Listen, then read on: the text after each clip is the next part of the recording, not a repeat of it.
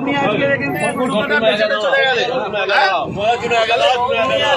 বেচেতে চলে গেলে, তুমি আজকে মালগুলো বেচেতে চলে গেলে, আমাদের মুসলিম ভাইরা কিনলো, কিনে রাস্তায় খারাপ করে কাটলো, তোমরা নিয়ে চলে যাও। তোমরা কেন, তোমাদের তো মাথা তো, তোমরা কেন বিক্রি করতে আসছো? তোমাদের মাথা হারানো, তোমাদের মাল কি আমরা কিনে ফাঁসবো? মাথা বেশি দিবে, তোমরা চলে যাও।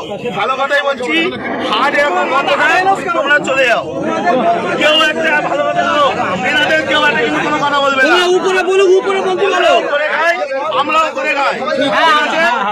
এখন কথা হচ্ছে ওনাদের মাথা, ওনারা বেচে দিচ্ছে, আমাদের মুসলিম ভাইরা কিনছে, কিনে ফেসে যাচ্ছে, ওনারা টাকা টেনে বাড়ি চলে যাচ্ছে, আর কিন্তু কোনো সমস্যা নেই।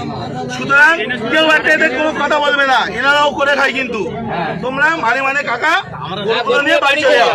সরকার যতক্ষণ না নির্দেশ দিচ্ছে কি হবে, কেউ কোনো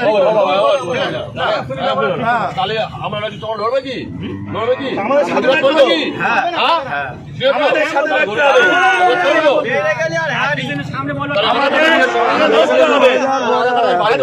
আজকে শোনো, আজকে ভারতবর্ষে এই গরু এক্সপোর্টে ইন্ডিয়ার দ্বিতীয় নম্বরে, আর আমরা আজকে করছি অত অপরাধ আমরা করে ফেলেছি।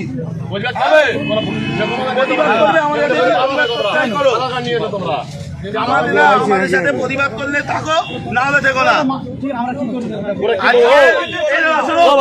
জানো কিনা জানি না, আজকে এই গো মাংস, গরু মাংস বাইরের দেশে এক্সপোর্ট হচ্ছে, আমাদের ইন্ডিয়া দ্বিতীয় নম্বরে।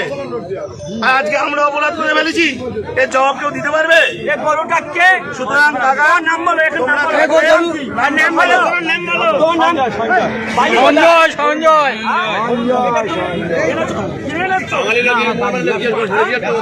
14 বছর বয়স হয়েছে, এটা 14 বছর বয়স হয়েছে, তুমি এই কাজটা করলে কেন? তোমার কালকে তো ঘোষণা হচ্ছে, আমরা